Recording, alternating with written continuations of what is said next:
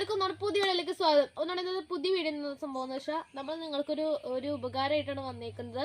അതായത് നമ്മുടെ ടെറസിന്റെ മണ്ണിൽ കൃഷി ചെയ്യുന്ന ആൾക്കാർക്ക് ഒരു എളുപ്പ വഴിയായിട്ട് നമുക്ക് എങ്ങനെ മണ്ണ് നിറയ്ക്കാം എന്നുള്ള ഒരു കാര്യത്തിലേക്കാണ് കിടക്കുന്നത്. ഓക്കെ, അപ്പൊ ആദ്യം തന്നെ നമുക്ക് നേരിട്ട് കാര്യത്തിലേക്ക് കിടക്കാം. നമ്മളിപ്പോ ഒരു 15 ദിവസം കുമ്മായിട്ട് ഇളക്കി വെച്ചേക്കണ മണ്ണാണ്.